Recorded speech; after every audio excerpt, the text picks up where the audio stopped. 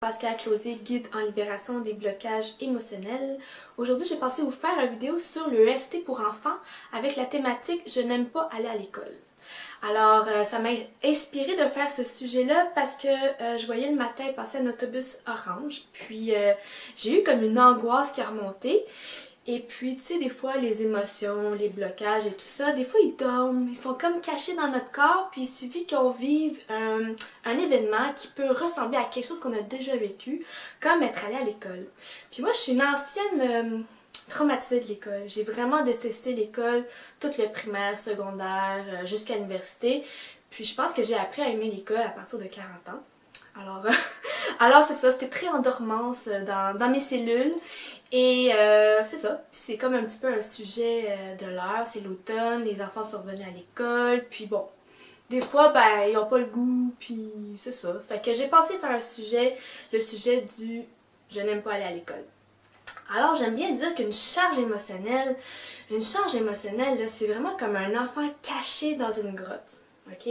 Quand on veut parler à la charge émotionnelle, il faut se mettre comme dans un espace d'accueil, de bienveillance, avec une intention vraiment d'amour. Puis là, on parle de notre enfant. Fait que moi, ce que j'aime bien faire comme quand je fais l'EFT sur mes enfants, c'est de le faire le soir, quand je les borde. Alors, je fais une révision de la journée, puis je leur demande s'ils ont vécu un stress, quelque chose qu'ils n'ont pas aimé de leur journée.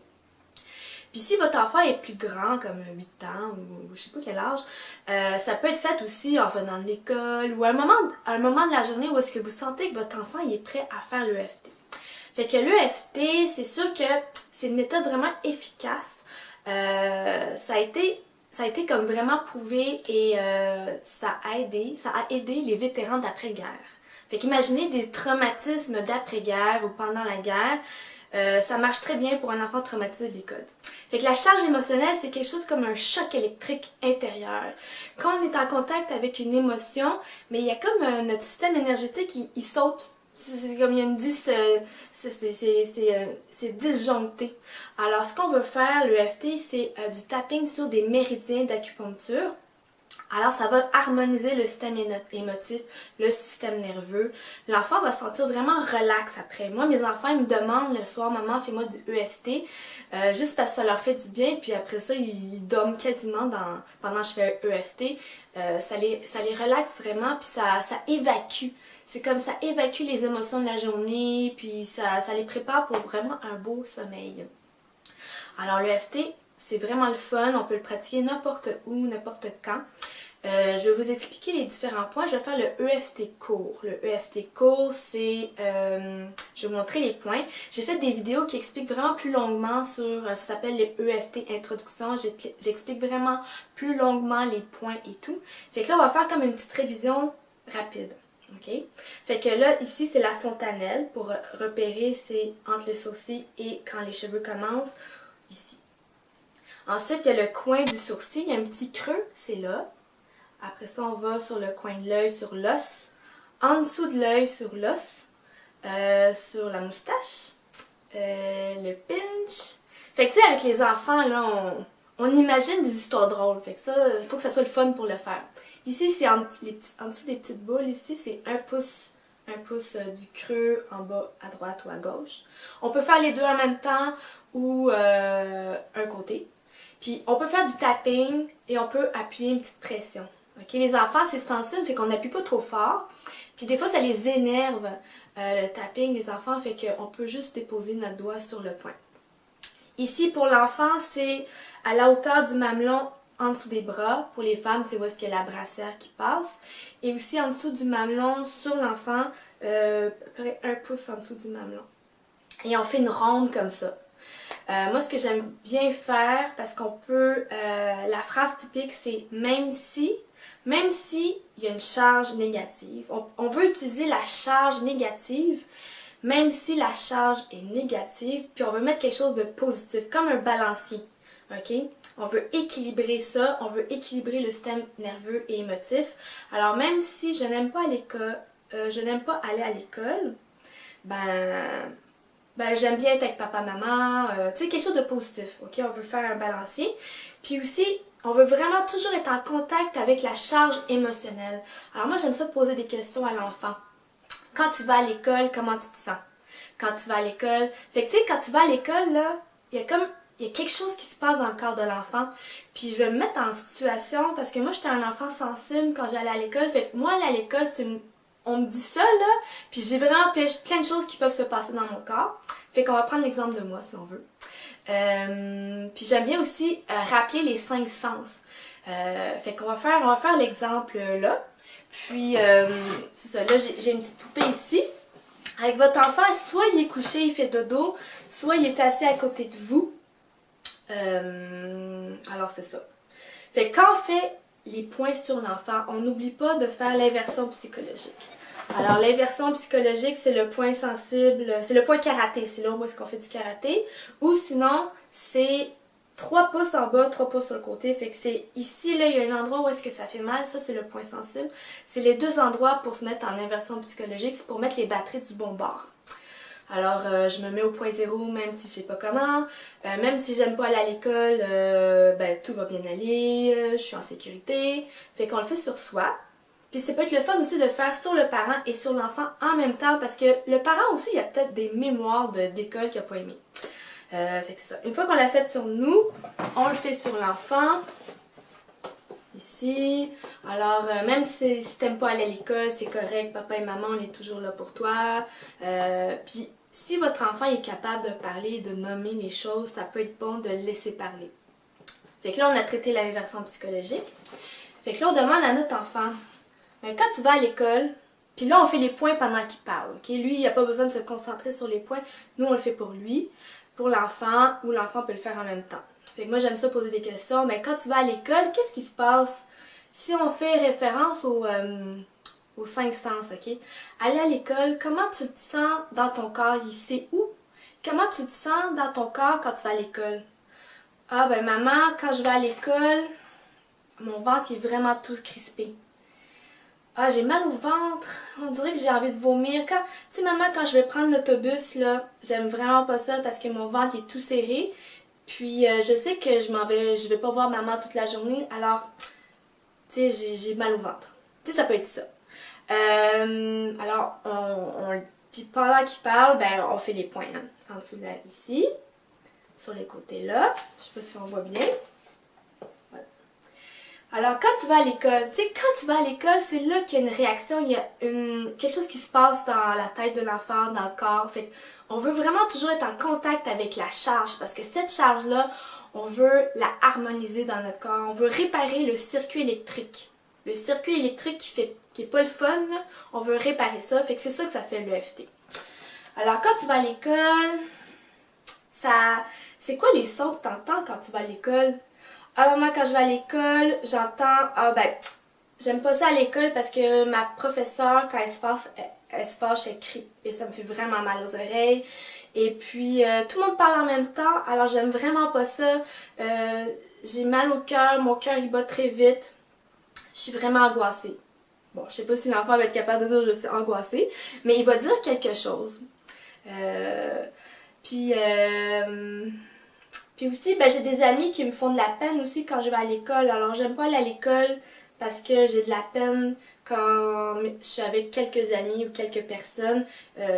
Quand ils me parlent, ça me fait de la peine. Fait que vous voyez, la charge émotionnelle, c'est assez complexe. Il y a vraiment plusieurs éléments, puis on peut faire une nomenclature sur une charge émotionnelle. C'est comme un meuble Ikea. Il y a vraiment plein d'éléments, il y a des vis, des boulons, des pattes, du bois. Fait qu'une charge émotionnelle qui s'appelle « Je n'aime pas aller à l'école », il y a vraiment plusieurs éléments. Fait que si on décortique cette charge, il faudrait quasiment faire une ronde pour chaque élément qui a une charge. Alors on va continuer sur « Je n'aime pas à l'école ». Alors quand tu vas à l'école, qu'est-ce qui se passe? Qu'est-ce que ça sent aller à l'école? Ah ouais, là, quand je vais à l'école, maman, les toilettes, là, ça sent l'eau de Javel, puis ça me donne envie de vomir. Puis maman, j'aime vraiment pas les chaises. Les chaises sont pas confortables. Moi, j'aime mieux les chaises moues avec une peau de mouton ou des trucs comme ça. Mais les chaises sont vraiment en plastique, puis j'aime vraiment pas les chaises. Puis, ben, ça sent pas bon dans la classe. Ça sent le renfermé. Moi, j'aimerais mieux jouer dehors, dans la forêt. Fait que tu sais, on laisse parler l'enfant parce qu'on veut réparer le circuit électrique qui aime pas aller à l'école. Fait qu'on continue à le faire parler, hein, parce que juste de le faire parler, lui, il se sent mieux, on rectifie un petit peu comme la charge émotionnelle. Fait qu'après ça, il va dire, ben, ça sent pas bon, mais au lieu de faire, ça sent pas bon, il va juste dire, ben, ça sent pas bon. Fait qu'il y a comme une différence avec la charge et le souvenir. Si on transpose ça dans un, un vétéran qui a eu des souvenirs traumatisants, il pense aux souvenirs traumatisants, il s'en rappelle encore, mais il n'y a pas la charge émotionnelle qui vient avec. Alors nous, là, on veut rencontrer chaque charge émotionnelle attachée à « je ne veux pas et je n'aime pas aller à l'école », parce qu'on veut diminuer ces charges émotionnelles-là pour que l'enfant se sente bien, qu'il se sente rassuré. Fait que ça peut être fait tous les soirs parce que des fois, ben, il va parler de certains éléments, peut-être qu'il va y avoir d'autres éléments qu'il va parler le lendemain. Alors, tu sais, on veut juste comme diminuer la charge et on veut que ça soit gérable pour l'enfant pour aller à l'école, puis aussi pour le parent parce que un parent, des fois, ça peut être super stressant parce que l'enfant, il aime pas ça aller à l'école, fait que ça met beaucoup de stress sur le parent aussi. Puis ça peut être aussi, maman, quand je vais à l'école, c'est vraiment stressant parce que maman, t'es super énervée. Parce que tu sais, les enfants sont super sensibles, ils sentent les choses vraiment plus qu'un adulte. Et il faut pas oublier, j'ai fait une vidéo sur un de mes vidéos, j'expliquais que le cortex préfrontal d'un enfant, il n'est pas encore bien formé avant l'âge de 10-12 ans. Et le cortex préfrontal, que ça fait, ça permet de relativiser des événements. Alors, quand un enfant vit un événement, c'est vraiment au premier degré. Tu sais, le garçon qui va casser son camion, c'est la fin du monde. La fille qui va tacher sa robe avec la crème glacée, c'est la fin du monde. Ils n'ont pas cette partie qui va dire, ben là, je capote pour rien. Non, c'est vraiment la fin du monde. Puis c'est là que s'emmagasinent les blocages émotionnels. Fait que c'est pour ça quand on fait une thérapie, ben pourquoi on va souvent dans l'enfance? Ben parce que cette partie du cerveau, il n'a pas été très développée. Et on emmagasine des petits blocages. Mais tu sais, c'est pas grave, là. On a toute une vie pour régler nos affaires. Alors, on va continuer sur la charge émotionnelle. Je n'aime pas aller à l'école. Bon, mais quand tu vas à l'école, qu'est-ce qui se passe encore? Ah, mon chauffeur d'autobus, il est pas le fun. Non, il est pas gentil. Je l'aime pas, là. Puis, il freine fort. Tu sais, quand on roule sur la route, ben, il freine fort. Puis moi, mon cœur, il bat très vite quand il freine fort parce que j'ai peur de faire un accident. Tu sais, ça peut être un truc comme ça, là, pas aimer à l'école. C'est quelque chose qui se passe dans l'autobus scolaire. Alors, on laisse parler l'enfant. OK. Si tu mettais une image sur aller à l'école, ça serait quoi? Ah, une prison. Tu sais, l'enfant, il est dans l'imaginaire. C'est pas grave si ça peut être aller à l'école, ça ressemble à une poule.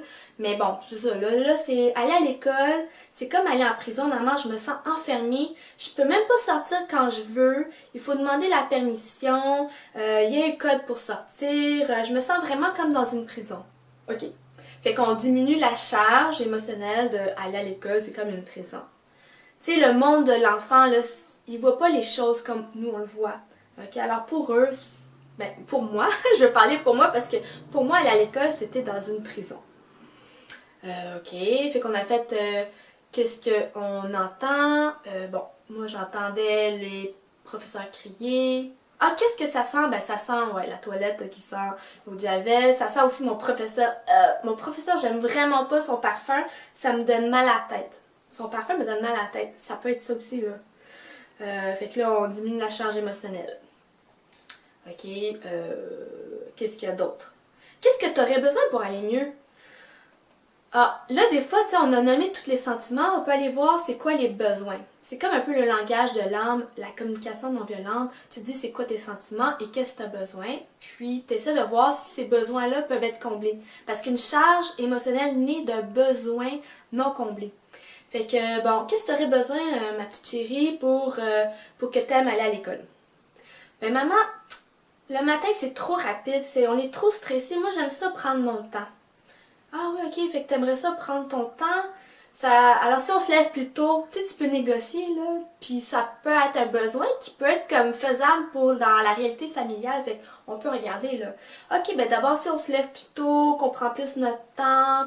Ah oui, maman, ça me ferait vraiment du bien parce que moi, j'ai besoin de prendre mon temps. C'est super important. Et j'aime ça quand qu'on crie pas. Tu sais, des fois, on peut être énervé, puis on va parler plus fort, puis des fois, ça étourdit, ça fait comme un gros stress pour l'enfant. Fait que si on est capable d'offrir ça à l'enfant, tant mieux. Puis aussi, ça nous permet d'être plus zen le matin ou de préparer les choses plus à l'avance. On ne sait pas. Puis,